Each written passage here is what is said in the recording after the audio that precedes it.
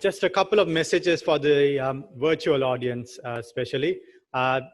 We have an exciting program lined up, but just to keep the interest alive as well, we have organized a few competitions along the way. So basically, there'll be a few questions that will be asked, which will be given on your live screen. And there will be a link on your Zoom, on Zoom to click, those who are participating virtually. And if you are part of a cluster group of participants, what we would like you to do is to type the link that is provided on your web browser, and it'll lead you to the questions as well and answers. And the correct answers will be put into a raffle draw, and we'll be announcing the winners throughout the day today. So that's just one announcement. And the second announcement, of course, is that especially for the symposiums, there will be a question and answer session at the end of it. And I would like to invite those participating virtually to type in their questions as well. And selected questions will be asked from our esteemed lecturers. And we have quite a few world-renowned lecturers as well who will be taking part today. So to get on with the second program for today, I would like to invite the panelists. So it's going to be a symposium on cardiac metabolism and heart failure. May I invite the panelists for this? Senior Consultant Cardiologist, Dr. Niyomali Amarasena, Senior Consultant Cardiologist, Dr. Stanley Amarasekara, Senior Consultant Cardiologist, Dr. W.S. Shantaraj, and Consultant Endocrinologist, Dr. Noel Somasundaram. To take the stage, please. Good morning, ladies and gentlemen. Welcome to the morning symposium on cardiac metabolism and heart failure. We have two resource persons. Let me introduce the first resource person who's joining us from Canada. He's Dr. Subodh Verma, well-known expert in heart failure. He's MD, PhD, FRCSC, FHA. He's a cardiac surgeon at St. Michael's Hospital, University Health, Toronto, and he's also the senior professor of cardio surgery and pharmacology and toxicology in University of Toronto in Toronto, Canada. Professor Subodh Verma is an expert in and an internationally known personnel, as well known as a cardiac surgeon as well as a cardiac researcher. He leads a team of dynamic researchers and has many publications in leading international journals. He's also in leadership position in 7 ongoing global cardiac heart failure trials, namely DAPA heart failure study, DELIVER study, Determine A and B studies, the Emperor preserved and Emperor reduced trials, and the Solo ACE trial, as well as the SELECT, which is for the semaglutide, and the Clear Synergy trials. So he's, as you can see, he's a well-known expert in the treatment of heart failure, not just surgery. And we have great pleasure in inviting Professor Subodh Verma to speak and take the podium. Welcome to you and good morning to you, Professor Subodh Verma. I'm sure it is appropriate time for you to speak. Great. So thank you for those kind words of introduction. It's my great pleasure to be here to share the podium with my friend and colleague, Professor Mark Petrie, and to join you all virtually for your annual cardiovascular meeting, and to really start this morning with a symposium on SGLT2 inhibitors. I'm going to focus on the SGLT2 inhibitor Dapagliflozin specifically.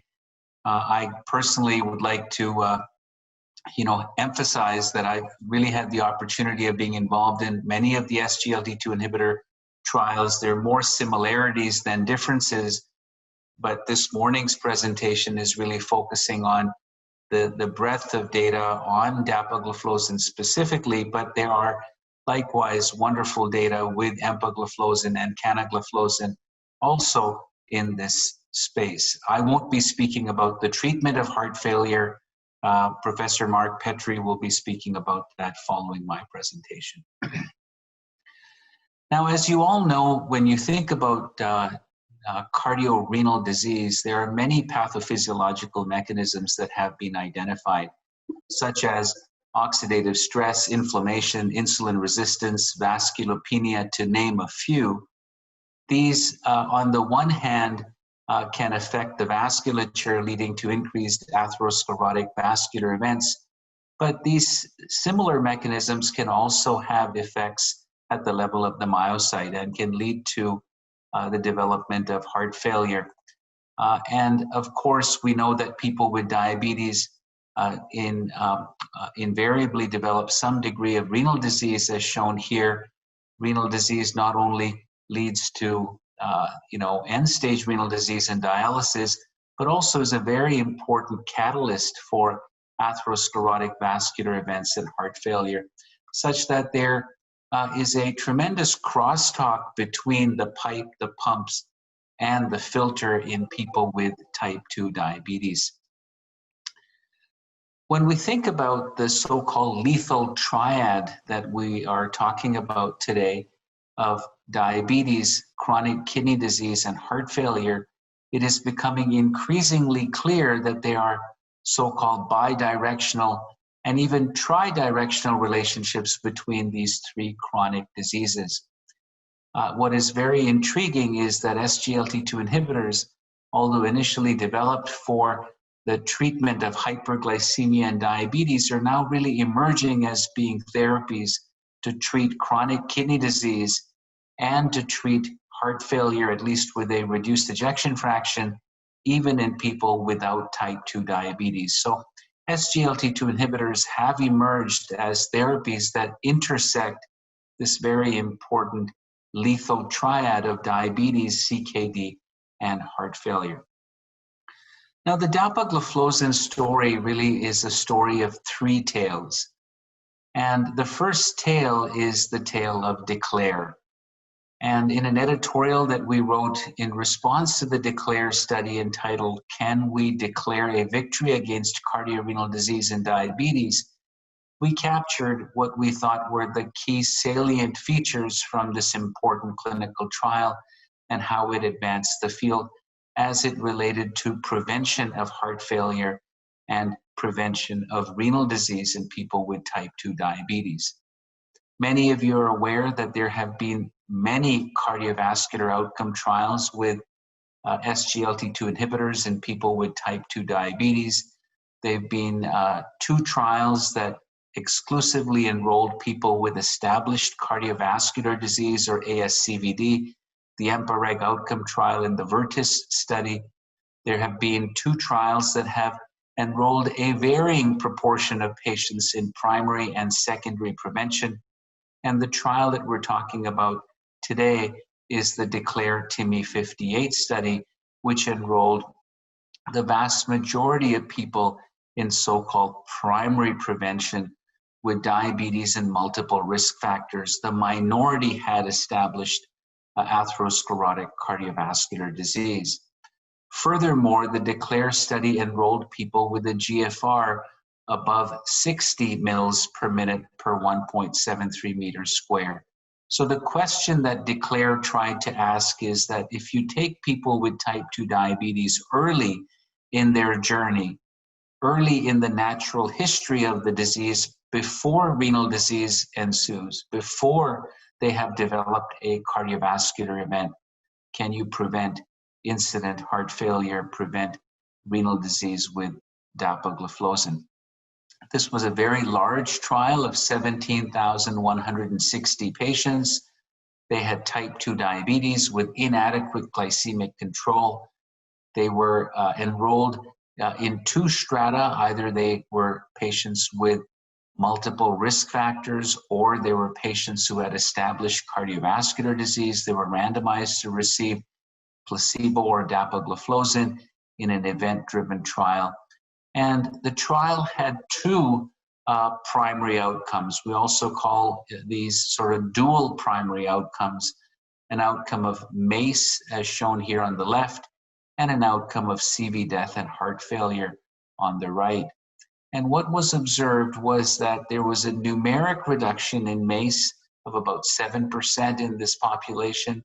The confidence intervals included unity. But when you looked at the outcome of CV death and heart failure, there was a 17% statistically significant benefit of dapagliflozin versus placebo for this outcome. And this was really a big eye-opener for many of us who looked at people with diabetes with multiple risk factors who did not have heart failure per se, and were surprised with the observation that we could prevent incident heart failure in these patients, largely who had preserved renal function and also did not have a baseline history of heart failure. In addition to that, equally surprising and exciting, if I may, was the renal composite outcome. The mean eGFR in this population was about 83. And, think about it, taking a patient with diabetes with relatively preserved eGFR and demonstrating a 24% reduction in the cardiorenal endpoint over the course of the trial was exceedingly impressive. So DECLARE-TIMI 58 in a broad population of patients, largely primary prevention, demonstrated the prevention of heart failure and the prevention of renal disease. Now, when you look at the primary efficacy endpoints in DECLARE as a function of whether people had established cardiovascular disease or not, for the outcome of CV death and heart failure, it did not matter whether people had established cardiovascular disease or simply had multiple cardiovascular risk factors.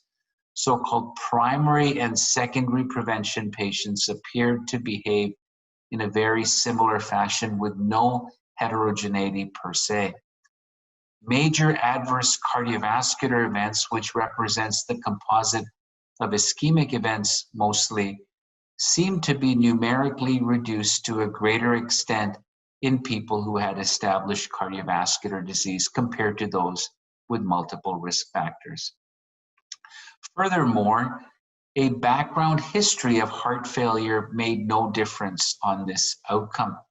Whether people had a history of heart failure, which was the minority, about 10 to 15%, or they had no previous history of a hospitalization for heart failure or known heart failure diagnosis as reported by the investigator, there was a consistent benefit of dapagliflozin to prevent cardiovascular death and heart failure hospitalizations in this population. There have been several sub-analyses from the DECLARE study, and I'm going to present a few of them to you today. One of them was presented at the ESC meeting last year, looking at a way to risk stratify patients to identify people at higher risk of developing heart failure. And this is the so-called TIMI risk score for heart failure in diabetes, a numeric score that was developed from the DECLARE study and validated in the SAVOR study, assigning a numeric value in the form of points, as you can see here, to various risk factors within the trial that helped predict incident heart failure. And as you can see here, these were the risk factors identified: a prior history of heart failure, atrial fibrillation, coronary disease, an eGFR of less than 60, micro or macroalbuminuria. And I think this is a theme that continues to emerge throughout the SGLT2 inhibitor data set, and that is that the kidney is very, very important, both prognostically and pathophysiologically, in the development of heart failure in patients with diabetes. Now, when we look at patients with a higher TIMI risk score, they were at a higher risk of developing heart failure, as you can see here. However, the relative benefit of dapagliflozin to prevent heart failure was entirely consistent, irrespective of whether people had a low, intermediate, or high TIMI risk score. So what this tells us is that there is no threshold at which point the efficacy of dapagliflozin to prevent heart failure is not observed. And essentially, while this is a great academic exercise, this does not provide us with any specific guidance as to who should or should not be getting dapagliflozin in the context of type 2 diabetes. Everybody seems to derive benefit from a prevention of heart failure. Of course, the higher risk patients are the ones that also have a greater absolute risk reduction, and therefore the number needed to treat is lower in those with a higher TIMI risk score compared to those with a lower TIMI risk score.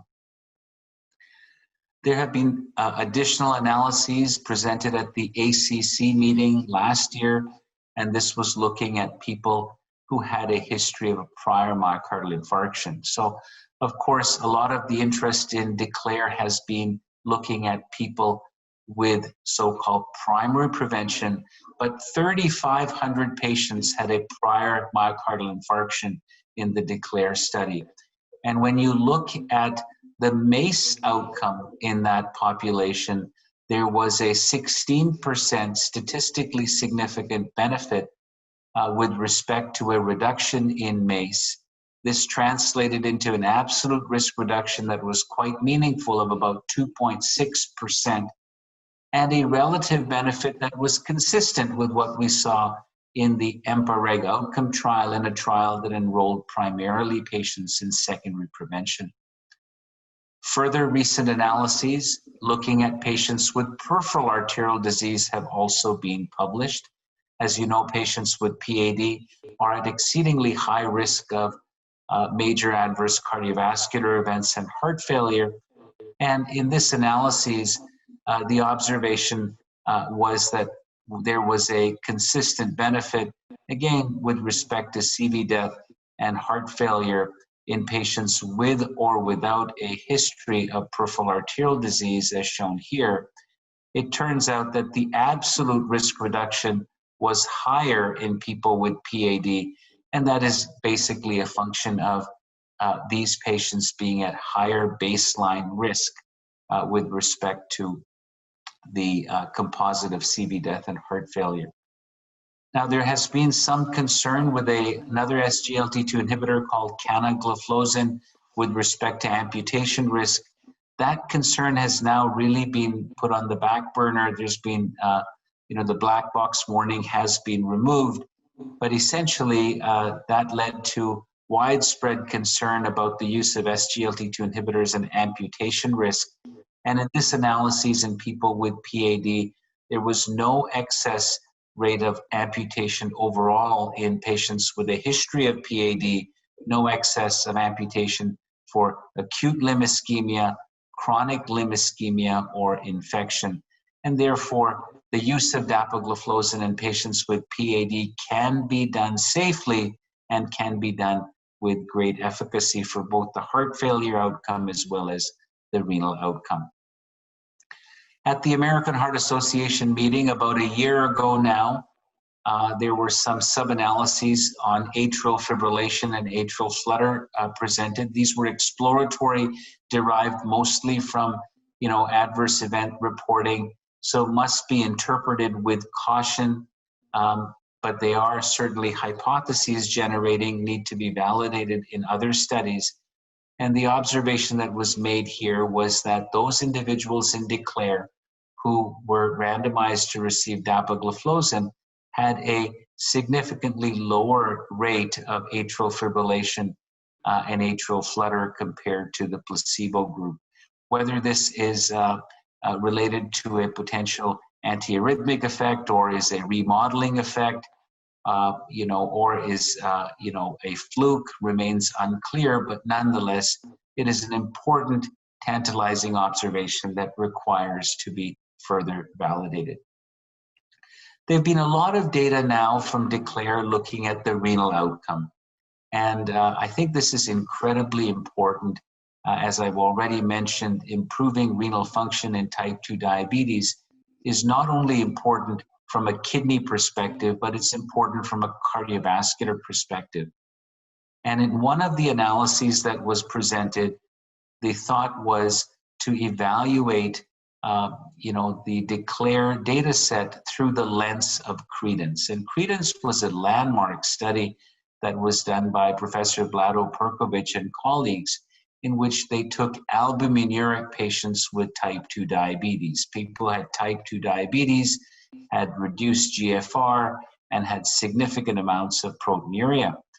And the question that was asked in this analysis was that if you applied these criteria to DECLARE, how did patients fare?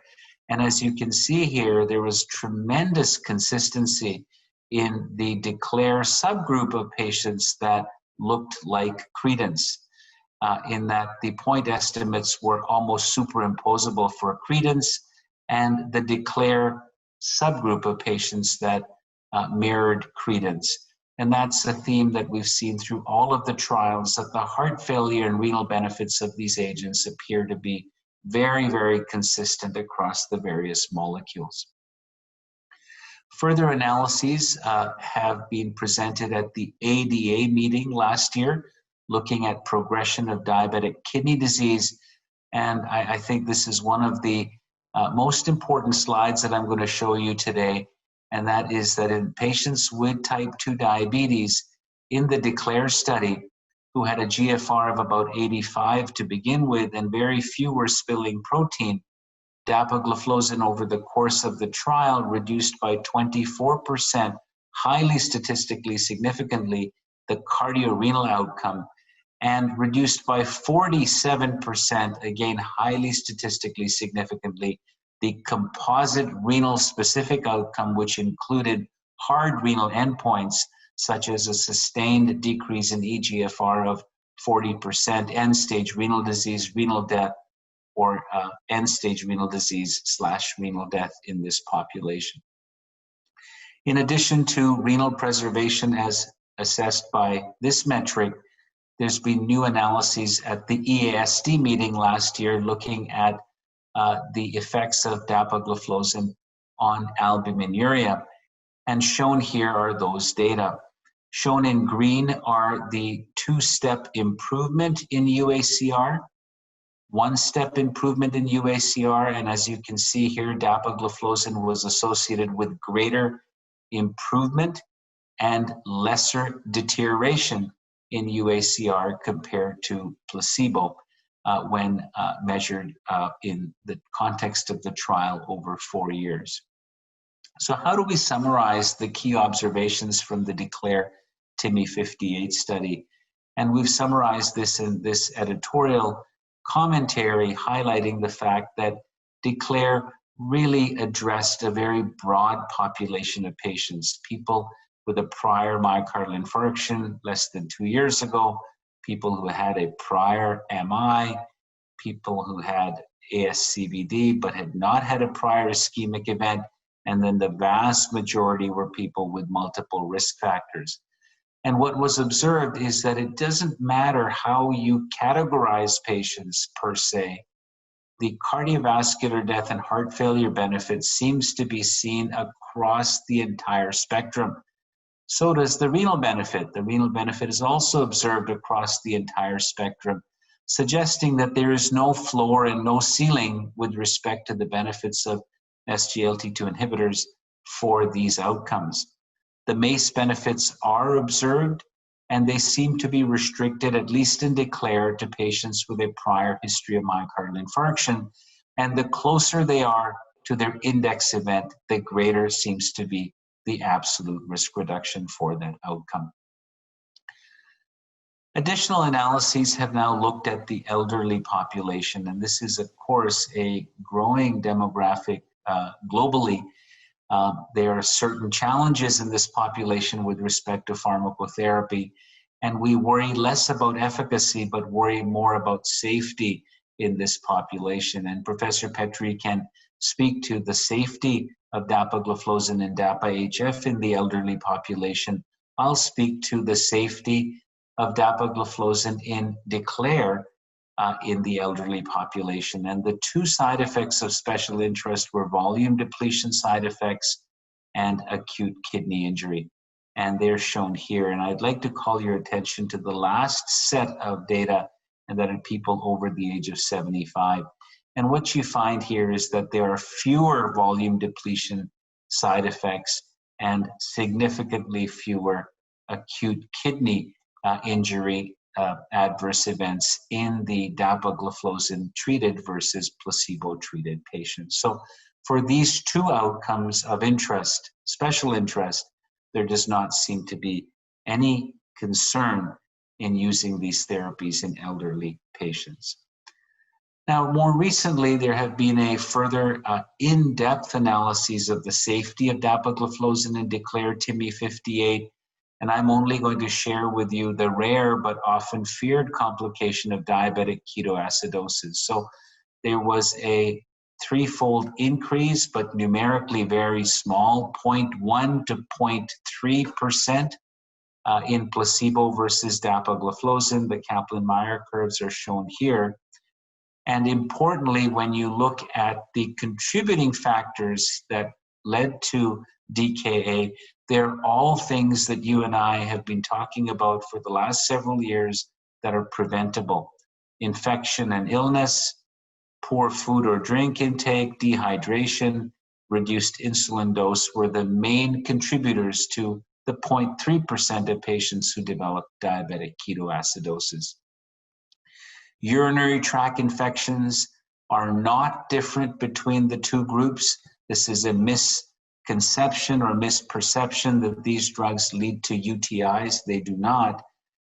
There is an excess of genital tract infections, which we expect. There's no excess in Fournier's gangrene or bladder cancer or amputations that was observed in this trial. And therefore, the main most common concern with SGLT2 inhibitors remains mycotic genital infections. So based on these data from the DECLARE study, the Canadian Society of Cardiology actually updated our guidelines in Canada, and we put empagliflozin, canagliflozin, and dapagliflozin at the same footing, just like the European guidelines have, suggesting that there's a strong recommendation based on high quality evidence for the use of these agents to prevent heart failure and CV death. We also added a new DECLARE specific indication as shown here for the use of dapagliflozin in people over the age of 50 with one additional risk factor who are in primary prevention to prevent heart failure hospitalizations. The US Food and Drug Administration has also given an indication to dapagliflozin broadly for the prevention of heart failure hospitalizations in patients with type 2 diabetes with or without established cardiovascular disease, and that indication has broadened after the results of the DAPA-HF trial. And Health Canada has also approved the use of dapagliflozin in primary prevention patients by label to reduce the incidence of heart failure hospitalizations. The 2019 ACC-AHA guidelines on primary prevention last year at the ACC were presented, and they highlight the fact that in people with type 2 diabetes and additional ASCVD risk factors, it is reasonable to use an SGLT2 inhibitor or a GLP-1RA in the primary prevention of cardiovascular events in addition to glycemic control. The European Society of Cardiology guidelines that were released last year were deemed to be provocative by some. I personally really admire these guidelines, and I think that they're bang on. And that is that in people with type 2 diabetes who are so-called drug naive, who either have established cardiovascular disease or are at high or very high CV risk, defined as duration of diabetes or number of risk factors or target organ damage, that you can go straight to using an SGLT2 inhibitor or a GLP-1RA in monotherapy. There's no requirement to go through metformin per se.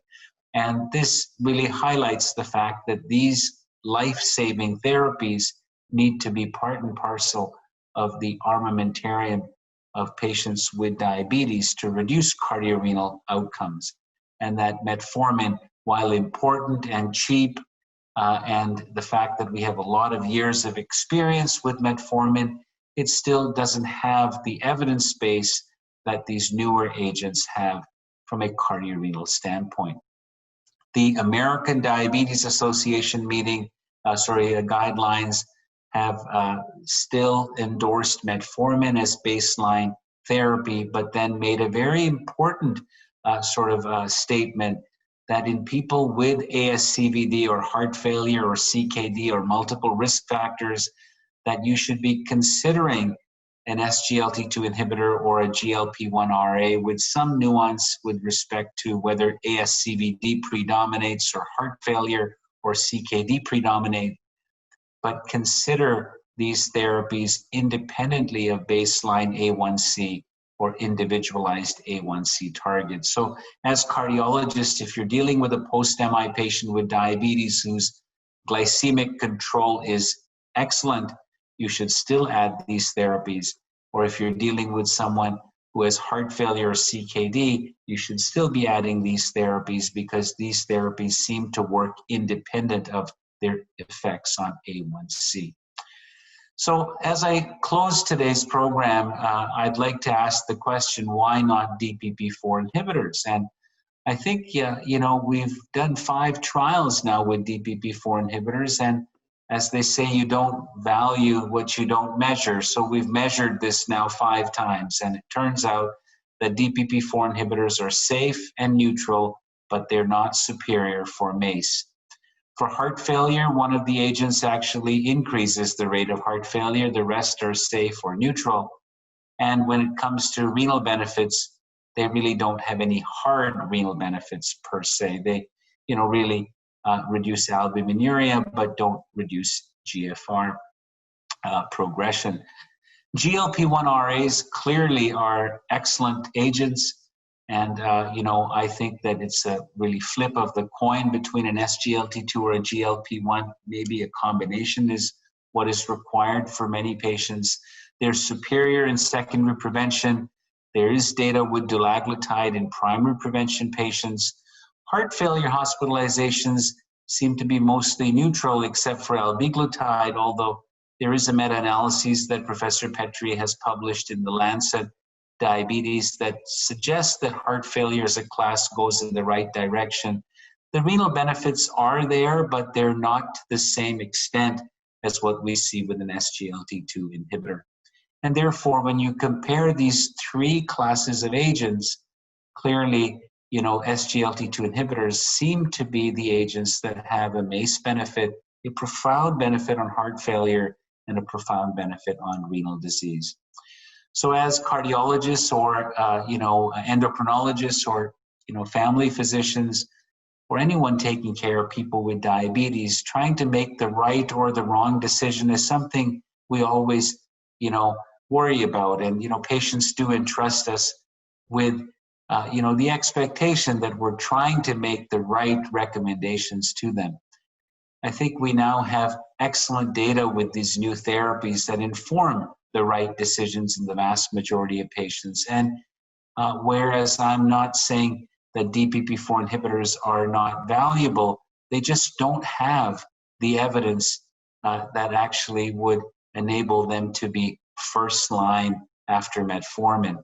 They really are agents that need to be incorporated after an SGLT2 inhibitor or a GLP-1RA in the treatment of patients with diabetes. And I think that's really the sort of sentiment that, you reap what you sow. If you start early in the journey of a patient with diabetes, the choices you make for glycemic control matter tremendously. The words sulfonylureas and DPP-4 inhibitors need to really be replaced with SGLT2 inhibitors and GLP-1RAs as foundational pillars to prevent cardiorenal outcomes in people with diabetes. Now, you're going to hear a lot about the treatment of heart failure in the next session with Professor Petri, and that is the second of the 3 stories, the DAPA-HF trial.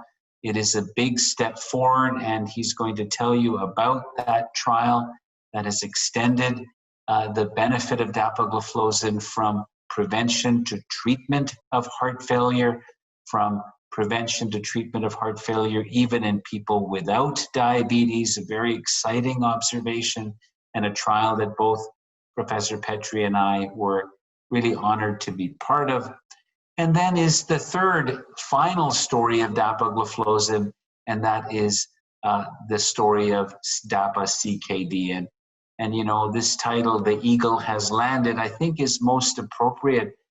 It's a real revolution for patients with chronic kidney disease, with or without diabetes. The observation that Dapagliflozin in a population of patients with renal disease with or without diabetes reduced by close to 40% the cardiorenal outcome with a highly statistically significant p-value, and in fact reduced all-cause mortality by 31%. And this was in the context of a trial that was stopped early. So these are three wonderful tales that tell us one unified story, and that is the story of the cardiorenal continuum. And we've tried to dissect this out with SGLT2 inhibitors, first thinking about primary and secondary prevention, patients with atherosclerotic disease, people with risk factors. Then we realized that in people with diabetes, there's also a heart failure continuum, and there's also a renal continuum. And the pipe, pump, and filters, you know, really intersect each other in different patient scenarios, both prognostically and pathophysiologically. And what has been quite unique here, colleagues, is that SGLT2 inhibitor trials, and giving you just an example of Dapagliflozin, has been studied in primary prevention patients, has been studied in people in secondary prevention, has been studied, you know, in people without heart failure at the early part of the continuum, has been studied in people with preserved renal function, has been studied in people with established heart failure with a reduced ejection fraction or a preserved ejection fraction, has been studied in people with, you know, end-stage renal disease. And it doesn't matter how you look at patients at any part of their journey, these agents seem to have a consistent benefit to reduce heart failure and renal outcomes. So this has been a remarkable story from 2008, when the FDA said that drugs and, you know, diabetes drugs should show that they're at least safe. And that was the advent of these sort of three trials, Canvas, DECLARE, and EMPA-REG outcome. You know, no one would have predicted that we would find such a profound signal for prevention of heart failure in this population. And from there, you're now going to hear the next version of this journey, and that is the one of the treatment of heart failure with these agents, and the fact that these benefits have transcended from patients with diabetes to people with and without diabetes. And I think the same can now be said about the kidney, that as you go from a normal kidney on the left to someone with end-stage renal disease on the right, these trials, DECLARE, DAPA-HF, and DAPA-CKD, tell us that these agents are beneficial in people with and without type 2 diabetes. So I'll end by saying that, you know, a famous saying, an ounce of prevention is worth a pound of cure. You know, we need to be starting early in the course of patients with diabetes. There's no point in waiting for patients with diabetes to develop a little bit of disease. You know, it's like saying, do you want to have a little bit of cancer before I use a chemotherapy? Or, you know, why don't you have a small heart attack before I give you Dapagliflozin? That just doesn't work. So, you know, we have the tools to prevent disease in people with diabetes, and that needs to be our focus. And of course, if people then develop disease, either heart failure or renal disease, we know that these strategies are also effective at the other end of the spectrum. So this journey of DECLARE through DAPA-HF through DAPA-CKD has been a wonderful journey for patients, and it's been a wonderful and serendipitous journey for science. And as I mentioned, I've only shown you data with Dapagliflozin, but the similar wealth of data exists for Empagliflozin and Canagliflozin. And it's not about DAPA versus EMPA versus Cana. It's about us all moving forward and overcoming our clinical inertia and trying to get these agents in the hands of our patients with type 2 diabetes. So with that, let me hand it back to you, and we'll now hear from Professor Petri in the next lecture. Thank you, Prof. Verma, for that very elucidative and nicely presented lecture. Please be with us as we listen to the next lecture by Prof. Petri, and then we'll go for the discussion time. Welcome to the next talk of the symposium, updates on heart failure and cardiometabolism, and it will be delivered by Professor Mark Petri from UK. We know, Professor Mark, you have been up since early in the morning today, and let me introduce you to the crowd here, College of members of the college and the virtual delegates. Institute of Cardiovascular Medical Sciences, University of Glasgow, UK. Professor of Cardiology in the Institute of Cardiovascular and Medical Sciences, University of Glasgow. Cardiologist at the Golden Jubilee National Hospital, Glasgow, and Glasgow Royal Infirmary, UK. You have been carrying on leadership roles in many of these trials, including Revived, Reduce, LAP, DAPA-HF, Paradise MI, Impact MI, Fine Arts, Subcut Heart Failure, Realize K, Step Heart Failure, Relive Heart Failure, and Ironman. Also has published around 180 original manuscripts, including many in high-impact journals. Professor Mark, we are honored and pleased to have you in our session, and I will invite you to start your talk. Thank you very much. It's an honor to be invited to speak at the Sri Lankan College of Cardiology. I think my biggest regret is I'm not with you in your fantastic country, and I hope I have the opportunity to join you in years to come. So again, following on from Professor Verma's talk, I have the honor of talking about SGLT2 inhibitors, and I'm going to focus on them as a valuable treatment for established heart failure. But before we talk about heart failure anymore, I want to stress to all of the audience how important heart failure is as a condition. We see patients with heart failure really suffering from high mortality and also from a very poor quality of life and a high rate of hospitalizations for heart failure. So we really need to direct a lot of our attention in cardiology towards heart failure, and it certainly is the most important chronic cardiovascular condition. We can also draw some parallels, as Professor Verma did, with cancer therapies, because cancer has poor outcomes, but not dissimilar to heart failure. So we should be equally enthusiastic about looking after heart failure patients as we are about patients with cancer. So just to reiterate what Subho said, that prevention is better than cure, and we do need to say that this fantastic data summarized by Subho do mean now that diabetologists can now prevent heart failure. So I'd like to urge you to engage with your diabetes colleagues and emphasize the data which Subho has reviewed, and tell them by using these drugs, they can not end up in the hands of cardiologists looking after people with established heart failure. So please take advantage of the prevention of heart failure data that Professor Verma has summarized, and let's try and stop people developing heart failure.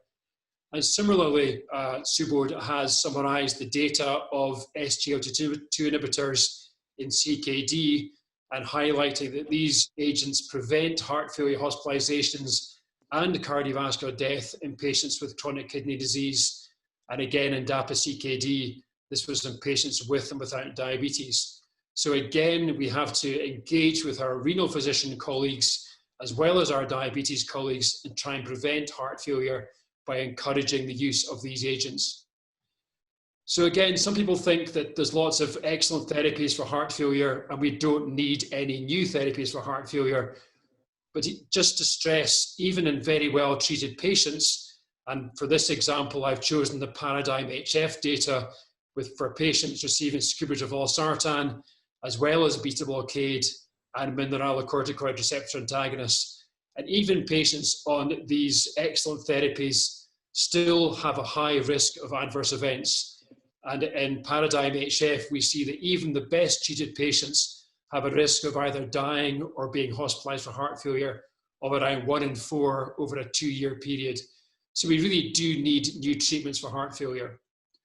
So that was the background of the DAPA-HF trial, which aimed to look at Dapagliflozin as a treatment for established heart failure. So DAPA-HF is a trial of heart failure with reduced ejection fraction.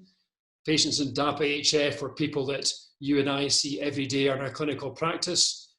They had ejection fractions less than 40%, and they had modestly raised N-terminal pro-BNP levels. The exclusions were few. The eGFRs that were included were down to 30, and that's really important to discuss, and I'm sure we'll discuss that in the discussion section. And they had to have a blood pressure above 95 systolic. This was a study which did not enroll patients with type 1 diabetes.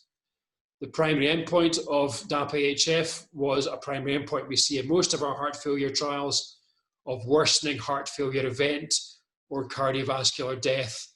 And worsening heart failure event means a hospitalization for heart failure or a visit to your cardiovascular clinician where you required intravenous therapy, so you're sick enough to require intravenous therapy. So again, DAPA-HF was a very simple trial. We're used to many heart failure trials with run-in periods or titration steps of maybe 3 or 4 steps. DAPA-HF was an incredibly easy trial to run. We recruited patients that fitted the inclusion criteria and randomized them to placebo or Dapagliflozin at a dose of 10 milligrams a day. So no titration, no run-in. And we saw them after 2 weeks and then 2 months and then every 4 months after that. So they weren't seen very often during the trial. So really simple trial to conduct with very simple implications for the management of patients with heart failure.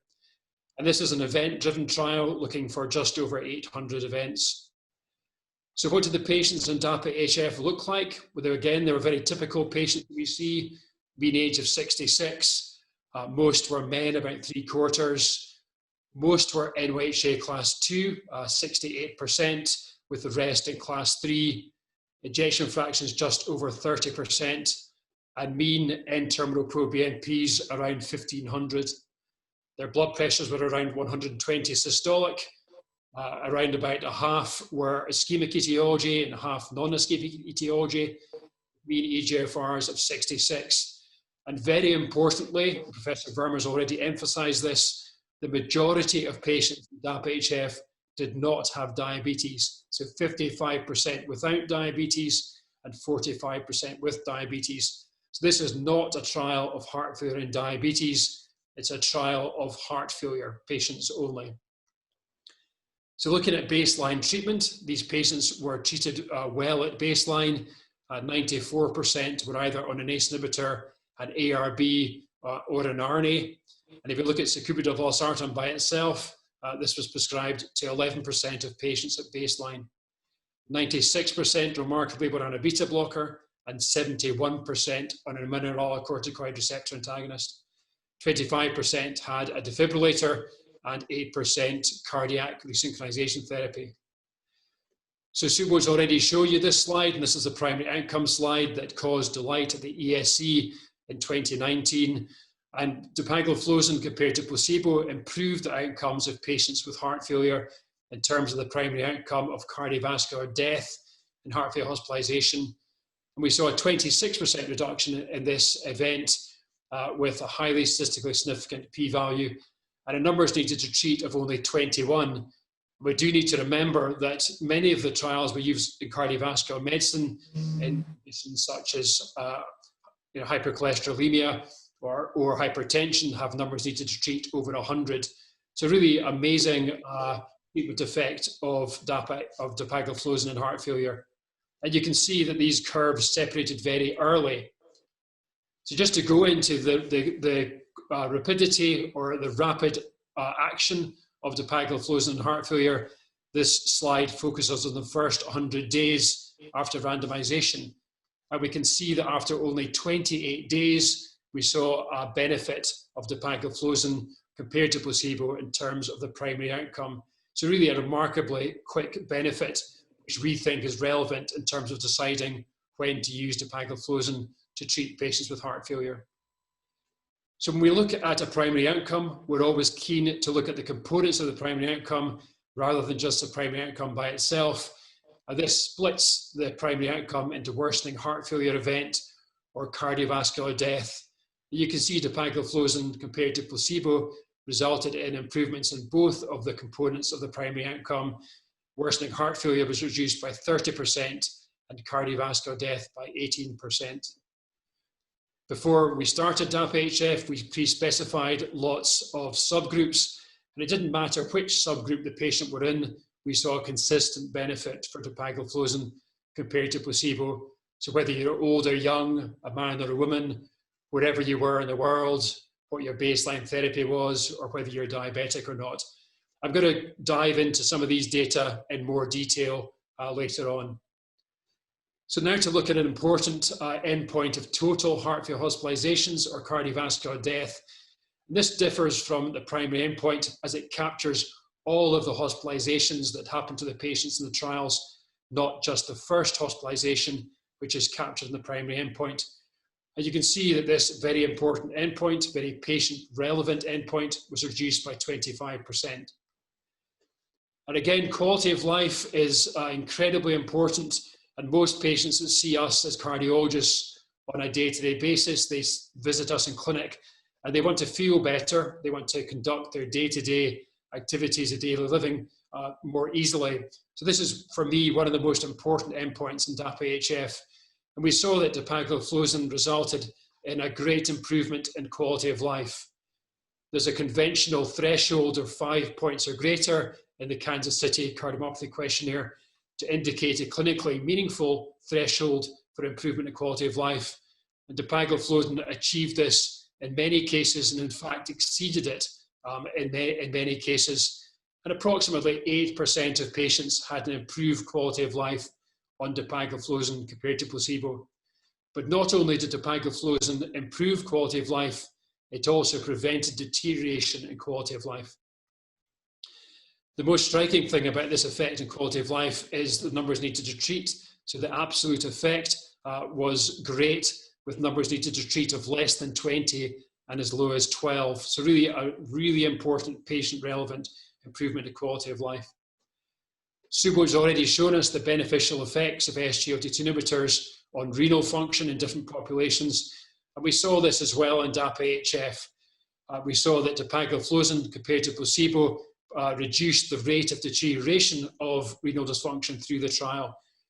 You can see that very important clinically, we do see a subtle and slight reduction in eGFR in the first 2 to 4 months with dapagliflozin compared to placebo.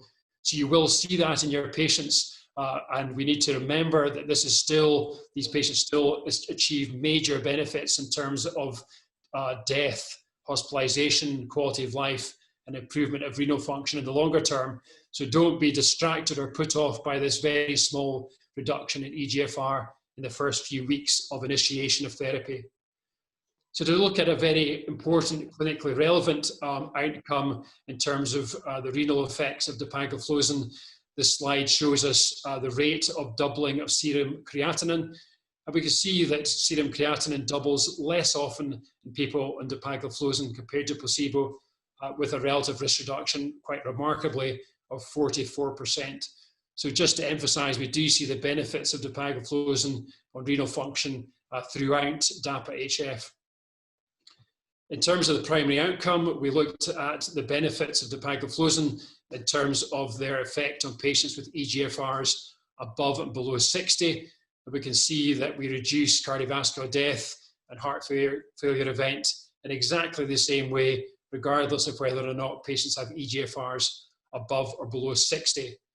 Some people have heard that SGLT2 inhibitors are a problem with low eGFRs. I hope we've convinced you, looking at the chronic kidney disease data and these data, that there are absolutely no issues in terms of efficacy. And we see efficacy down to values in DAPA-HF down to 30. And we've already shown the CKD trials, which now go down to as low as 25. The only issue about eGFRs and SGLT2 inhibitors were that the glycemic efficacy of these drugs lessens as your eGFR lessens. So whenever we look at results of heart failure trials, we're always keen to look at all-cause death as well as cardiovascular death. And I'm delighted to say that dapagliflozin and DAPA-HF reduced all-cause mortality as well as cardiovascular mortality. Professor Verma has also drawn attention to safety. And when we started DAPA-HF, we were a little bit concerned that dapagliflozin might not be safe in heart failure, but we were very wrong. We were particularly concerned about volume depletion events or renal adverse events, as these patients with heart failure are on loop diuretics, they're on mineralocorticoid receptor antagonists, and sometimes on sacubitril valsartan. So lots of drugs with diuretic effects, but we didn't see any safety concerns with no excess of volume depletion or renal adverse events. Subro's already told you that we don't regard fracture or amputations as issues anymore. And also adverse events such as hypoglycemia, which may concern cardiologists. We did not see any excess with dapagliflozin compared to placebo. And Subro's already told us how rare or very uncommon DKA is, and with these drugs, they do happen, but we only saw 3 events of DKA in 4,700 patients followed over 2 years. So now to turn to some interesting secondary analysis, and this is probably the most surprising analysis to me personally, and this is looking at the effects of dapagliflozin and DAPA-HF with respect to diabetes status. We saw exactly the same benefit whether patients had diabetes or no diabetes. You can see these almost identical hazard ratios. So this slide really does emphasize that these drugs are not drugs for diabetes. They're drugs to treat heart failure patients, whether or not they have diabetes. And just to emphasize this point, this slide shows the hazard ratio on the y-axis and a baseline HbA1c in the x-axis. You can see that the black line is the continuous hazard ratio. And if the black line is below the red line, we favor dapagliflozin over placebo. And you can see that the hazard ratio is below 1, irrespective of whether your HbA1c is 6, 7, 8, 9, or 10. So consistent benefits of dapagliflozin regardless of baseline HbA1c. We saw that in terms of the primary outcome, cardiovascular death or heart failure hospitalization, or the components of the primary endpoint, or all-cause mortality. So really, these drugs are not diabetes drugs, they're drugs to treat heart failure. Subro's already mentioned age, and he's shown us the data from DECLARE. We saw exactly the same thing in DAPA-HF, and we had many patients over the age of 75, so well over 1,000 patients aged over 75. You can see here again, these graphs showing there's irrespective of the age of 50, 60, 70, or 80, the hazard ratios are well below 1. So we see consistent benefit of dapagliflozin across the age range. We've also looked at safety with respect to age, and we've really seen a remarkably safe profile of dapagliflozin in heart failure. And in fact, renal adverse events are actually even safer with respect to age than we see in younger age groups where it's still safe. So what about background therapy? Do we see the same incremental benefit of dapagliflozin compared to placebo on the background of different baseline therapies in DAPA-HF? The answer is no. So we've performed an extensive analysis looking at what drugs patients were on at baseline. So patients still benefit from dapagliflozin compared to placebo, whether or not at baseline they're on a loop diuretic, on an MRA, digoxin, sacubitril valsartan, ivabradine, or indeed device therapies. We've also gone very deeply into ACE inhibitors and beta blockers, and irrespective of the baseline dose of ACE inhibitors and beta blockers, we see incremental benefits, or additive benefit of dapagliflozin compared to placebo. There's been a lot of discussion about the relative roles of sacubitril valsartan and dapagliflozin. We can see clearly from DAPA-HF data, and there's now equivalent data with empagliflozin, that the benefit of dapagliflozin is seen on top of sacubitril valsartan, really very, very clearly, with hazard ratios indicating the benefit of dapagliflozin of almost exactly the same magnitude, whether or not you're on baseline sacubitril valsartan. So just to turn quickly for the last section of my talk to Emperor Reduced. So this was the sister trial looking at the effects of Empagliflozin as opposed to Dapagliflozin in heart failure with reduced ejection fraction. And again, Professor Verma was the only person who's an author of this paper as well as DAPA-HF. So just to compare the DAPA-HF and Emperor Reduced trials, they're very similar, heart failure with reduced ejection fraction. Emperor was slightly smaller with 1,000 fewer patients and a slightly shorter duration of follow-up at 16 as opposed to 18 months. The inclusion criteria varied subtly. We saw in Emperor Reduced a requirement towards the higher ejection fractions for a higher end-terminal pro-BNP. We also saw in Emperor Reduced there was a requirement for a higher systolic blood pressure above 100 as opposed to DAPA-HF at 95. And Emperor Reduced went down to an eGFR of 20 as opposed to DAPA-HF, which went down to 30. So these different inclusion criteria resulted in slightly different baseline characteristics. So the blood pressure was similar around 120. eGFR in Emperor was slightly lower at 62. BNP was slightly higher in Emperor Reduced at almost 2,000. Ejection fraction was slightly lower with an ejection fraction of 27% in Emperor Reduced. And slightly more patients were in valsartan at 19%, ICD 31%, and CRT at 12%.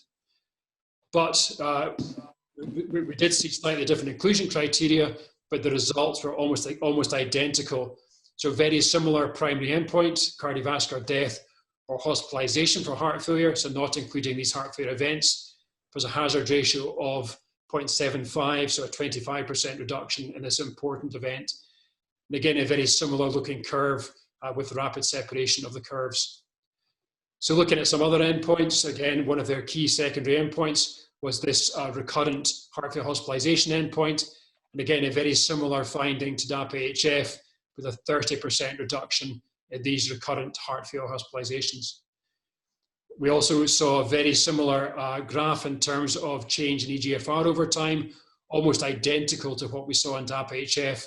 So empagliflozin slowed the decline in renal function in these patients, and we did see this slight reduction in eGFR when we start this drug. A meta-analysis was performed by the Emperor investigators, which was published in The Lancet on the same day, and again emphasizing, as Subo says, that you see very many similarities between empagliflozin and dapagliflozin, with almost exactly the same reduction in the endpoint of hospitalization for heart failure or cardiovascular death. And we also didn't see any difference, any major difference with respect to reduction in mortalities, and certainly interaction p-value between these trials was negative. So just to talk very briefly about ongoing trials in heart failure, we're looking forward over the next 12 months to see 2 very large trials be published in heart failure with preserved ejection fraction. We have DELIVER with dapagliflozin and Emperor preserved with empagliflozin. So we'll see these results shortly. And of course, we still don't have any good treatments for heart failure with preserved ejection fraction. We have high hopes for these agents as good therapies for our patients. Very interestingly, there's also 3 ongoing trials of SGLT2 inhibitors in hospitalized heart failure. So DAPA-CKD with dapagliflozin and Impulse with empagliflozin. And we're going to see the results of SOLOIST with sotagliflozin, which is an SGLT2 1 and 2 inhibitor, which I understand will be presented very, very soon at the American Heart Association. So again, we're looking to use these drugs broadly in cardiology. So there are some myocardial infarction trials proceeding. And again, these are patients with and without diabetes, and looking at large myocardial infarctions with either low ejection fraction or heart failure. And we're going to see IMPACT-MI with empagliflozin and DAPA-MI with dapagliflozin. So just to summarize, we can certainly emphasize that SGLT2 inhibitors reduce hospitalizations in patients with diabetes and cardiovascular disease and multiple risk factors, as emphasized by Professor Verma. And now we can see that dapagliflozin and empagliflozin are really excellent treatments for heart failure and reduced ejection fraction, and they improve cardiovascular death, heart failure hospitalizations, and certainly improve quality of life. And remember, this is with and without diabetes. And we're looking forward to these other trials publishing in other areas of cardiology as we welcome SGLT2 inhibitors into our practice. So thank you very much for your attention, and I'm really looking forward to the question and answer session. Thank you, Professor Mark. And we are now open to the discussion of the symposium. I would recommend both of you to be in the sessions until we finish the symposium. And we have few questions from the audience. Shall I ask the question? Yeah. One of the questions is, what is the mechanism of cardiovascular benefit of SGLT2 inhibitors?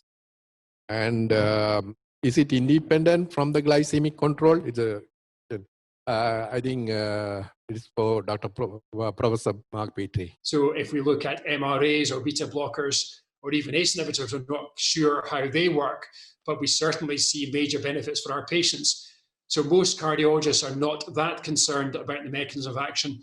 I think it's fair to say that we don't know for sure, though, just for the sake of clarity, we're not entirely clear, but we do have some very interesting data which will be presented at the American Heart Association in a few weeks' time, which will give us some information about the benefits of these drugs. Professor Verma has shown us in some fantastic publications, and particularly one trial he did with Empagliflozin in patients with Empareg-like disease, which showed regression in LVH. So we certainly know that happens. We certainly know there's beneficial renal actions. We don't know exactly why that is. There are many theories which we've not actually demonstrated in patients quite as yet. So that there are many potential mechanisms of action. Clearly, they have excellent renal effects. There's theories about effects on the myocardium, about substrate utilization in the myocardium, switching to using ketones in myocardial energetics, and this might be more efficient and effective. But again, that's not quite clearly been shown in studies of humans with cardiovascular disease. There are many other theories about autophagy and lots of other things, which I'm sure Subodh and myself could talk about for hours. But we can tell you that if we use these drugs, patients will die less often, have less heart failure, better quality of life, and improved kidney function. So for me, that's the important thing for patients. And the theories are fascinating, but we really don't know the detail yet. But Subodh, again, is the world authority on this. So I'm sure you might have something to add. No, I totally agree with you, Mark, with all of your comments. I just add and say that the so-called diuretic hypothesis doesn't seem to be one that we believe is a predominant one. You know, certainly these drugs cause diureses. There's no doubt about it, just like they cause A1C reduction and just like they cause blood pressure reduction in some cases and weight reduction. It doesn't mean that diuresis is causal. And that's an important sort of observation that, you know, even in DAPA-HF, as you've heard, diuretic use and changes in diuretic doses were very, very modest, if anything. You know, we think that EPO may actually be important as a driver of the increase in hematocrit that is seen in these patients. And, you know, I know that EPO is controversial when you talk to heart failure doctors, but physiologic EPO levels may actually be important with respect to, you know, the rapid benefits that are observed with these drugs. And now the question is, with the low blood pressure, we have very frequently seen patients with overt cardiomyopathy and cardiac failure with low blood pressure. And can we commence this medication on the blood pressure of something like 90 and 85 at that range? Yeah, so what we try and do when we manage our patients with heart failure is stick as closely as we can to the clinical trials. So in heart failure trials, we've seen in DAPA-HF that we enroll people with blood pressure above 95 systolic and Emperor reduced above 100. So to be strictly speaking, that's what we do. It's very worthwhile saying, though, that when we look at the blood pressure lowering effect of Dapagliflozin and Empagliflozin, it's actually very small compared to other agents we've used in heart failure over the years, really of the magnitude of around 1 or 2 millimeters of mercury.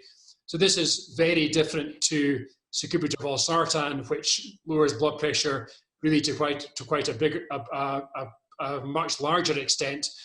So in clinical practice in Glasgow, we've been using these drugs for 3 or 4 years. We do in fact initiate below what was allowed in the trials. We don't go below 90, to be honest. I think that might be asking for trouble. So we generally in clinical practice stay above 90. But just for the clinicians, the cardiologists in the audience, this is nothing like sacubitril/valsartan, where we really do stick above 95, because if we use sacubitril/valsartan and lower blood pressures, we really can see patients running into trouble. So we do value these patients and those ones who you are slightly anxious about adding a further agent. And clinically, we find this a very easy thing to do with blood pressures down to 90. There's a question from our virtual audience, and that is, how can we be sure that renal benefit is not solely due to better glycemic control? Professor Verma? I think that the results from DAPA-CKD, I think, are the definitive proof for that. And of course, the benefits, even in DAPA-HF, the overall benefit in DAPA-HF for the primary outcome was numerically in the right direction, as you've heard, but was not statistically significantly different. But if you look at the rate of the eGFR slope decline in people with and without diabetes, it was actually quite similar. And in DAPA-CKD, it included a population of people with and without diabetes, and it showed,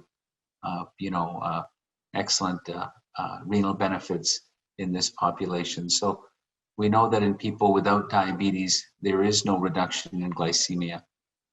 And even in the overall trials, the rates of change in glycemia were quite modest, even in people with diabetes. So I think it's safe to say that the benefits on renal function are independent of A1C. There is another question from our virtual audience. That is, does the SGLT2 inhibitors has any effects on the plaque regression? So what's the mechanism? I think the predominant mechanism of SGLT2 inhibitors is not at the level of the blood vessel. I think it's at the level of the kidney and renal cardiac mechanisms that may be secondary, maybe effects on systemic metabolism, potentially direct/indirect effects at the level of the myocyte.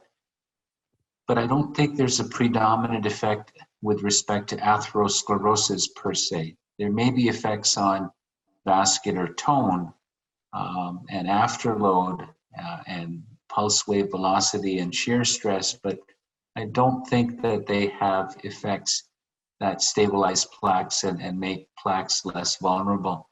Although if you look at the DECLARE-TIMI 58 study in people with a prior history of MI, the reduction in MACE events was driven through a reduction in recurrent MI. And that has led to some speculation as to what kind of MI was that, Was it demand related? Was it actually atherothrombotic in nature? And it seems like type 2 MIs actually were reduced to a greater extent in that trial, which may also fit with the general thesis of demand-supply mismatch as opposed to a plaque rupture event. So, we've seen that the MACE benefits are modest with these agents, but the predominant benefit is actually on heart failure prevention and treatment and renal prevention and treatment. Does this agent has any benefit on reducing the cardiac fibrosis in heart failure? So there's 2 animal studies that have looked at that in models of one we published in animal models of HFpEF. Now, and there's one also, with a high salt fed animal model of cardiac fibrosis, and there are effects in that regard. But, as Professor Petri was mentioning, the mechanisms are hard to sometimes, piece together clinically. there's been many strategies that have shown anti-fibrotic benefits in animal models that have not translated into significant benefits clinically, but at least in animal studies, there is a signal of reduction in fibrosis. So, Stuart, we're going to present some data at the AHA, an MRI study with Empagliflozin in HFrEF, but of course I can't tell you the results of that. So hopefully you will see that very soon. Oh, wonderful. Excellent. The next question is, do we have to stop the SGLT2 inhibitors before coronary interventions to prevent contrast nephropathy? I will add something with that. Do we have to stop these agents before major surgery? Okay, so I'll take that, Stuart. So there's a lot of controversy about when you need to stop these agents, and there are some people who suggest it's all hospitalizations and some who suggest it's selective hospitalizations. So the consensus is that you should be stopping these agents when you think there is a high risk of DKA, and DKA is the concern here. And as Professor Verma has pointed out, we can identify people who are at high risk of DKA by looking at the risk factors. So people who are fasting, or for people who are unwell or having reduced insulin doses. So in our practice, we do stop these drugs before major surgery. So for instance, coronary artery bypass grafting or major abdominal surgery, but we don't stop them for every hospitalizations. And indeed, we didn't do that through the clinical trials. And we've shown data today which reflect thousands of people being hospitalized in clinical trials without major excesses in DKA, very subtle increases in events of DKA. So what we do is if somebody comes in for a minor elective procedure, such as a pacemaker implant, we would not think about stopping an SGLT2 inhibitor. But if it's a major surgery, we would. And obviously there's a spectrum of surgery, which I think local clinicians have to decide whether or not to stop SGLT2 inhibitors. But in reality, it's people who are fasting, which is the problem, are people who are very unwell. So people are not fasting and are not very unwell. I would advocate keeping these drugs going, because we all know if a clinician stops a drug, there's a reasonable chance of the drug not being started again. So we try and carry them on unless we think there is a risk of DKA. Thank you. There's one more question, and I will have to add something more to that. Now, the question is, the Dapagliflozin is superior to Empagliflozin in cardiovascular outcomes, which means if so, why? The SGLT2 inhibitors, do the effects, beneficial effects of them, are they a class effect, or they are unique to one particular molecule? Like in beta blockers, that we know that there is a class of beta blockers where the carvedilol works differently in compared to the other beta blockers. Similarly, you think the dapagliflozin is superior to other gliflozins, or how do you compare with this? And we know that we have had in 29th of August that EMPA-reduced trial came up, and which didn't show the cardiovascular benefits with regard to the DAPA-HF trial. How do you explain all this? So I can try to take a crack at it. So first of all, I actually think that all of the SGLT2 inhibitors have more similarity than differences. And, every trial has its own nuances with respect to the inclusion and exclusion criteria. And the more you study, the more there is, if I may, regression to the truth, right, as they say. So the truth that seems to be clear is that these agents have a profound effect on heart failure and a profound effect on renal outcomes. And that effect is the dominant signature of these agents, whether it's EMPA, CANA, DAPA, or even ertugliflozin for that matter, is that you see the heart failure benefit to be exceedingly consistent with very little heterogeneity. So I think it would not be a fair comment, in my opinion, to say that one is better than the other at this stage. One may be better studied than the other in a certain population, but I think that the debate is not DAPA versus EMPA or EMPA versus CANA, in my opinion. Now, with respect to your comment of, unique differences or attributes of dapagliflozin, I think DAPA has wonderful, unique data in a primary prevention setting that I showed you from DECLARE. It studied a larger number of patients than any trial has done in that context. And I think that is quite unique there. With respect to the differences between DAPA-HF and EMPA-reduced, Professor Petri's already chatted about that. I think that those differences are mostly semantic, right? I don't think they're real.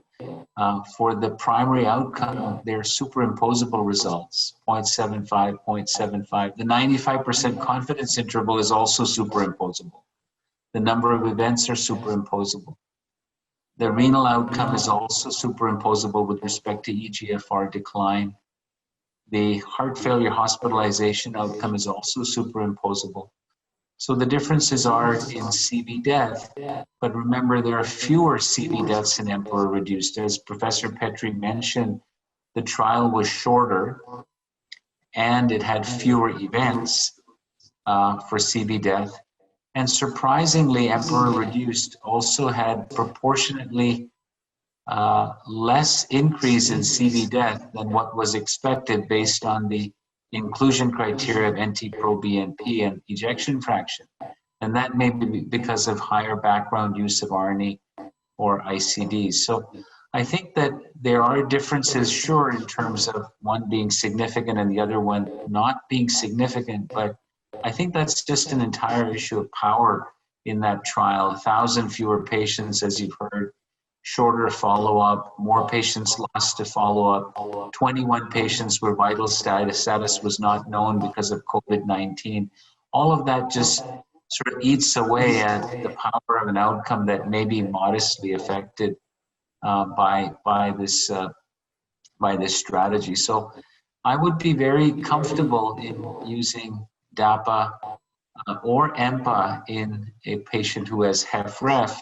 Of course, if I had a choice, I would use Dapagliflozin because it's a clear win with respect to CV death. But if someone was on Empagliflozin and had diabetes and developed HFrEF, I think I would be comfortable in staying the course with Empagliflozin in that patient. And it lends to a question that's been posted that, how do you explain the differences in lack of mortality in EMPA-reduced versus EMPA-reg? And I think that, again, the size of the trials are different. The risk levels of the patients are different. Again, I think that there is a wide range of CV death benefit that is observed, and this is a very variable outcome that is seen in different trials. In EMPA-reg, the 38% reduction may have actually been the upper bound of the 95% confidence interval, if I may, as opposed to, what I think is probably close to sort of 15% reduction in mortality overall when you pool the trials together. So, I'm less worried about DAPA versus EMPA. I think it's a moment to celebrate the success of DAPA across the three pillars of prevention, treatment, and CKD. I don't think it's a fight between DAPA and EMPA. So Subodh, I might add that, again, just for cardiologists, the chemical structure of these is almost identical. So Dapagliflozin and Empagliflozin look very similar, which again is different than beta blockers or GLP-1 receptor agonists or other drugs or the drug classes we use. So I agree with you. I think that's they look very, very similar, and for me, the effects are almost superimposable across diabetes, CKD, heart failure. So I agree with you. But also, we've got more trials to come. As I said, we've got acute heart failure trials to come. We've got MI trials to come. We've got HFpEF trials to come. So it's a story all the way through from diabetes to CKD to heart failure to MI to acute heart failure to HFpEF. So it's a story, but I'm pretty sure that particularly EMPA and DAPA are interchangeable. Okay, there's another question from one of our virtual audience. That is, what is the cutoff EGFR for SGLT2 inhibitors? As we know, with this DAPA-CKD trial, what is the lowest EGFR level we can go? Yes, so if we look at what we like to do is stick by what we've seen in the trials. So we've shown you data today, which includes Emperor reduced down to 20. The chronic kidney disease trials go down to 25 now. And the initial diabetes trials went down to as low as 30 with Empereg. So in our clinical practice, we do what we know is beneficial to patients in trials. So we go down now to at least 25, if not to 20. And in fact, we're also using these clinically for people who've got diuretic resistance. So that's the evidence-based way of looking after patients is what we do. The challenge is in some countries, there are still labels which reflect historical data, which was concerning the glycemic efficacy of these agents. So it used to be 60, in some countries 45, but in every country, the labels are gradually coming into line with the evidence, and they will reflect the benefit to the patients, which is down to these levels of between 20 and 30. So in clinical practice, definitely below 30 is sensible and safe. Again, it depends if you want to practice evidence-based medicine or if you want to wait for the labels to catch up with the evidence. But we can reassure the cardiologists that the labels reflect historical glycemic issues, nothing to do with cardiovascular benefit, which we're very keen to offer our patients. There's one question which has come direct. This is now, we are dealing with HFrEF. Does the SGLT2 benefits sort of benefit all HFrEFs across the board? For example, if you take a condition like peripartum cardiomyopathy, would you consider using DAPA for a condition like that? Yes. So again, with a low EF. Yeah, so do you mind if I take that? Is that? No, please, yeah. So peripartum cardiomyopathy is one of my passions, and we basically manage people with peripartum cardiomyopathy in exactly the same way as we treat everybody else with heart failure and reduced ejection fraction. And classically, they present with very low ejection fractions, a very high NYHA class and high BNPs. So the simple answer to that is yes, I would treat peripartum cardiomyopathy with SGLT2 inhibitors, as I would with all kinds of HFrEF. As I emphasized in DAPA-HF and Emperor reduced, patients were included whether they had an ischemic etiology or a non-ischemic etiology, regardless of what the etiology of the non-ischemic etiology was. And in fact, we are publishing a paper about etiology in DAPA-HF relatively soon as well, which emphasizes the consistent benefit across etiologies of heart failure. Thank you, Mark. I need to add something for this, and just to look at now, we have this, the DAPA-HF trial, we had this beta blockers, mineralocorticoid receptor blockers, ARNI, and AC inhibitors. And on top of that, with everything that we have included SGLT2 and which has shown benefit. Now in prioritizing the medications on the heart failure, now if you go to add one drug, somebody comes in with heart failure with ejection fraction of 30, 40-year-old man, and where would you start with? You'd start with the SGLT2 one, or you start with the beginning of the previous regime and then add SGLT2. At what point you bring it up? And if you have to add one drug more, which one you select out of the ARNI and the SGLT2 one? Will I take that first, Stuart? So I think the answer to that is that we are very impressed by the benefits of sacubitril/valsartan when compared to the previous gold standard of ACE inhibitors. So we see patients benefiting in terms of quality of life and everything else. So we are very enthusiastic about using sacubitril/valsartan, but we're also extremely enthusiastic to offer our patients the benefits of SGLT2 inhibitors as well. So the parallel we draw is about cancer therapy. So if you have a condition like cancer, which has a high mortality rate and has a high impact on patients, you try your best to offer them the best therapies. So we are very, very unkeen that people try and choose between two excellent therapies for a really horrible condition. So what we try and do is we try and keep things simple. So we initiate sacubitril/valsartan without going through the ACE inhibitor doses, or we don't do transition anymore. We just start these drugs up front, and there's good data for that. That's a reasonable thing to do. And we also initiate SGLT2 inhibitors early on the basis that they have a rapid benefit in terms of stopping people dying or having heart failure hospitalizations. And also they have benefit on top of whatever baseline therapy you can think of. So we don't want to choose between two excellent therapies for a life-threatening condition which has a terrible impact on quality of life on our patients. As one thing I should say though is that in the UK we're very lucky because patients don't pay for their drug therapy, so we can use these drugs in our patients wherever they come from in Scotland or the UK. If there's a choice between people paying money, I think that sometimes the financial implications of these, or the cost of these drugs, has been borne in mind by some people. But I think what we want to do is look after people as well as possible, and that involves using both of these drug therapies. There is another question from a virtual audience. I will prefer this question to be answered by Dr. Noel Sundram because diabetologist. For a patient who is taking metformin plus sulfonylurea and having a well-controlled diabetes, would you recommend to substitute sulfonylurea with SGLT2 inhibitor?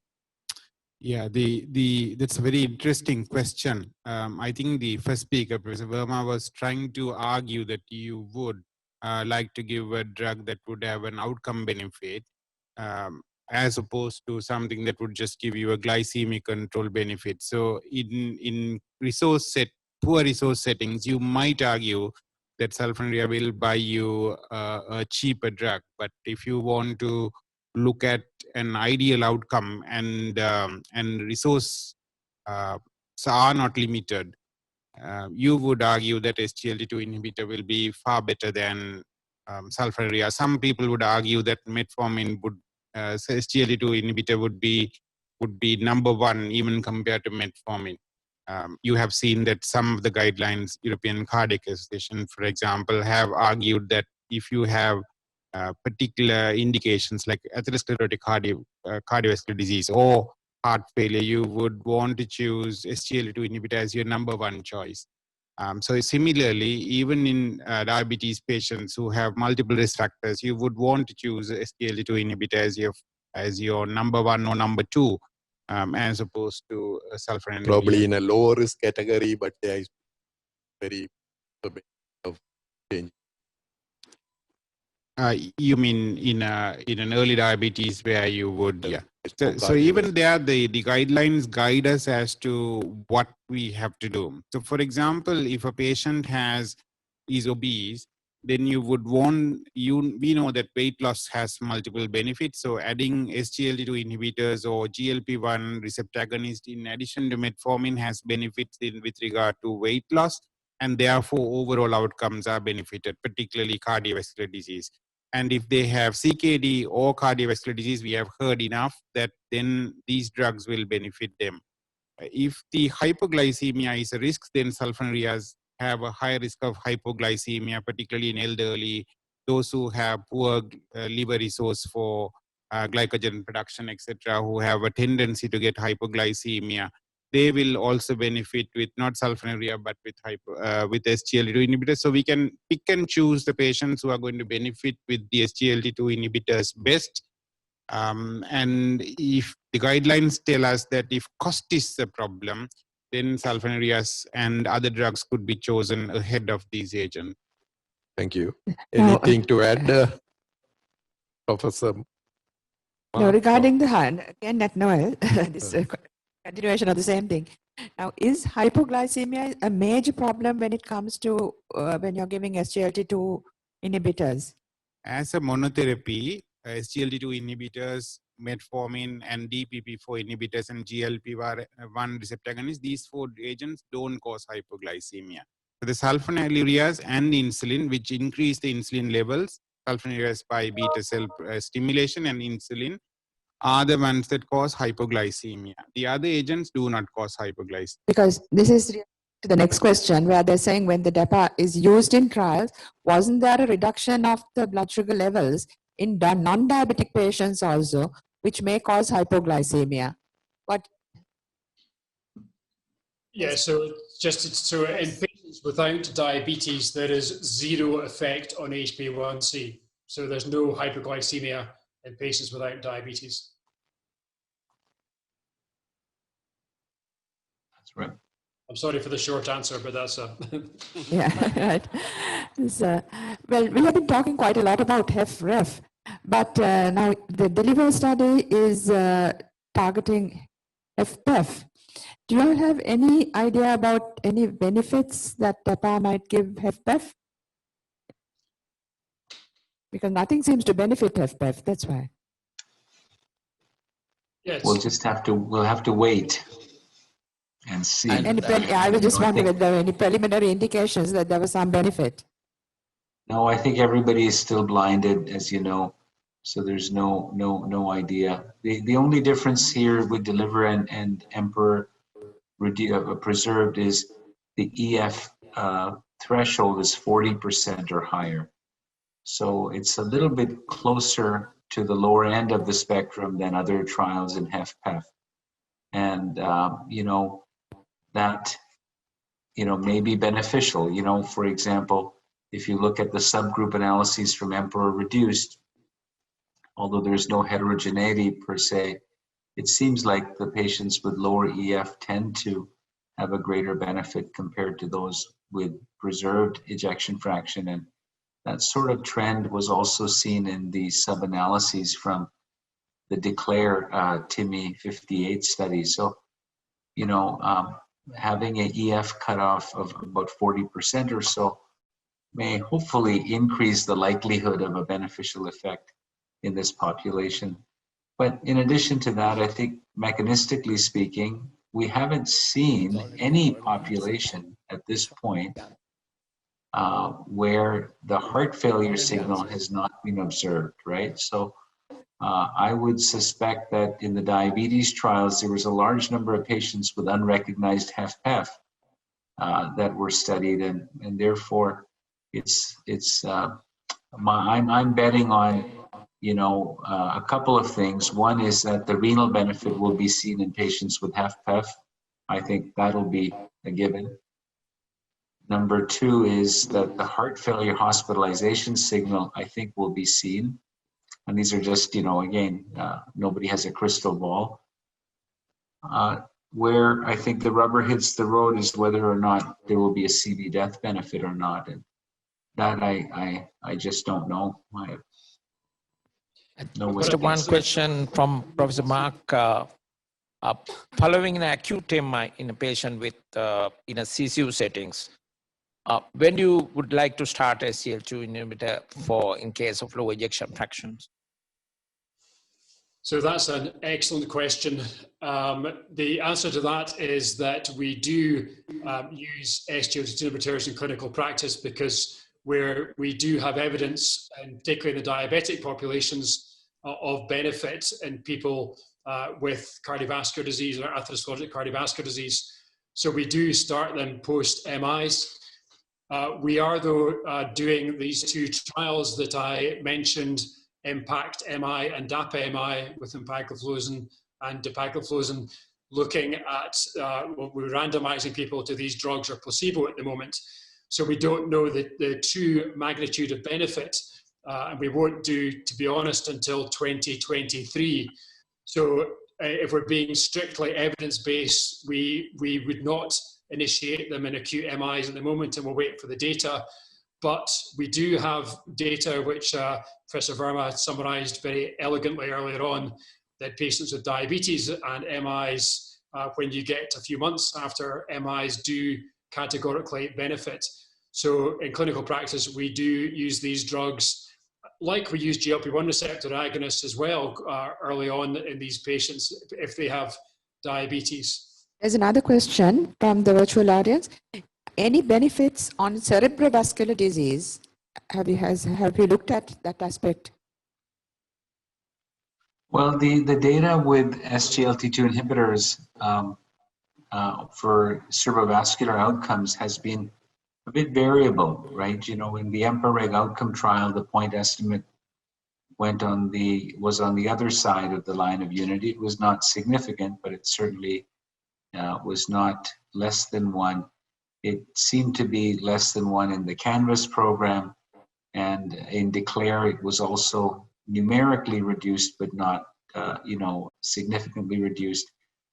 So these agents don't seem to have, and in the heart failure trials, we haven't really looked at ischemic events at this point, but we know that those are not the predominant sort of events in those patients.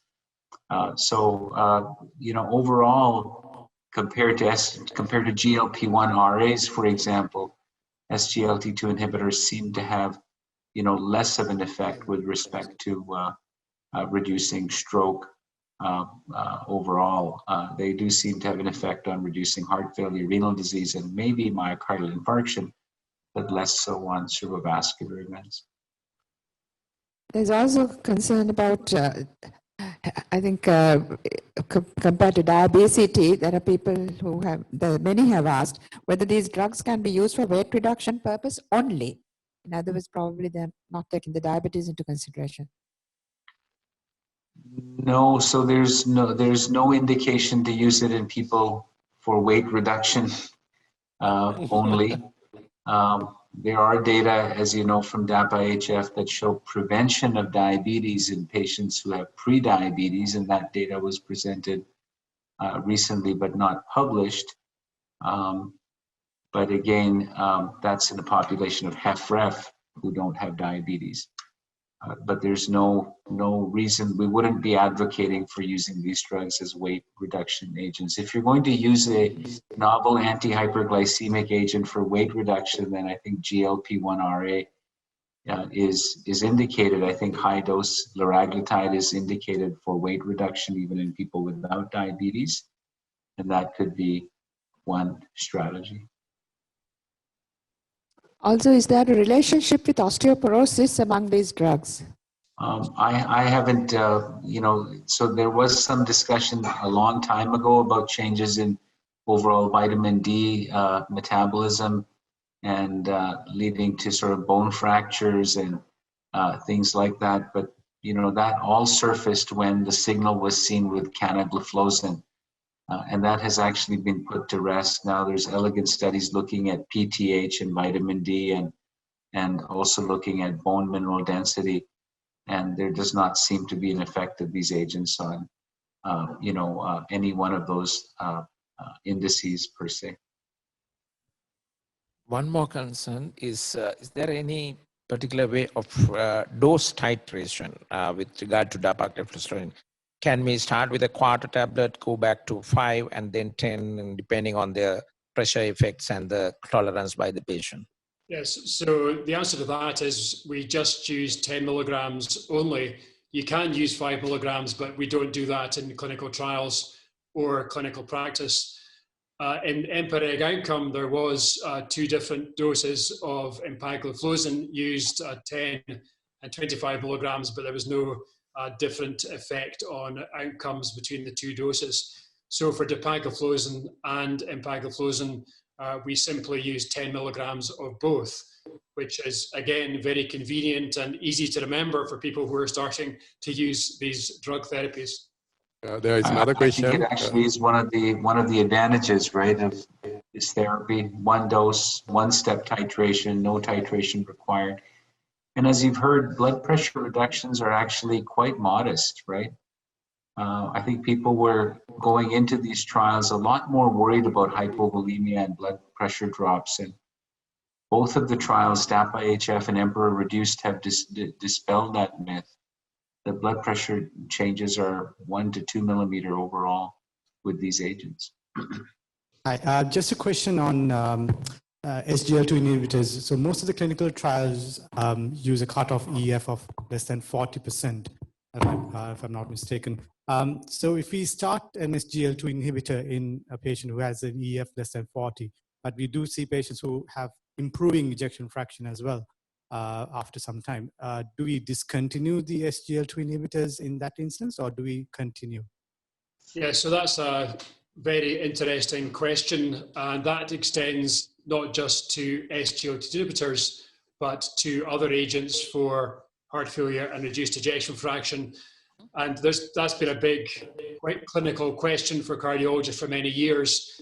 The best data we have was the TREAD-AHF trial, which was published in The Lancet last year, where people with previous heart failure and reduced ejection fraction with recovered ejection fraction were randomized to stopping their drugs or continuing drugs.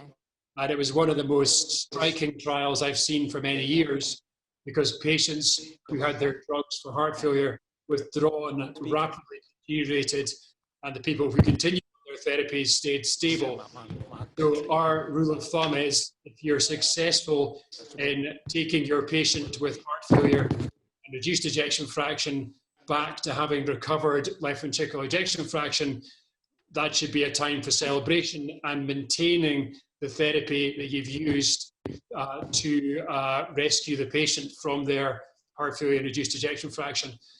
So there are discussions which are ongoing about whether there are subtle differences between RNase and ACE inhibitors and beta blockers and SGLT2 inhibitors. And there may be some future trials about withdrawing therapy, but we are struggling to think of an ethical trial design to withdraw what's been effective therapy in a patient. So our current practice clinically is to continue heart failure with reduced ejection fraction therapy in patients with recovered ejection fraction. But again, that's a fascinating topic for discussion and potentially for future trials. You know, I think I would just add to that and say that, you know, you may have recovered, you know, I agree with what Mark has just said, but don't forget that there's another side to this game, and that is that there's an improvement in renal function, right, with these agents. And, you know, even if you were going to withdraw the therapy, we don't know what would happen to the ejection fraction, but certainly the renal decline would stop, right? So you're going to start, you know, the benefits of these therapies in HFrEF to cut renal outcomes in half are very, very profound, right? And are not shared by other strategies in HFrEF. So I think that needs to be weighed equally with ejection fraction in the context of a patient with HFrEF. Yes, Professor Verma, Professor Petri, we have come to the end of this extremely enlightening and interesting session. We are I'd really want to thank you on behalf of the Sri Lanka College of Cardiologists, as well as all those who have been listening to you, both within this hall and most of who were listening virtually. And there was such a very enthusiastic participation. We just couldn't cope with the questions which were pouring in. We sort of filtered them as much as possible. So thank you very much for this very interesting discussion on a very important topic. Great, thank you. And I think Mark should go and get some sleep now. It's almost morning. He looks wide awake at the moment. Okay, so thank you once again. Bye. So, bye. Ladies and gentlemen, we'll be taking a short break for tea at the moment, half an hour's interval. For the virtual audience, I would like to remind them that to stick around. The competitions that I mentioned earlier will be taking place now with questions popping up. So do participate in these competitions. There are rewards, incentives on the offering.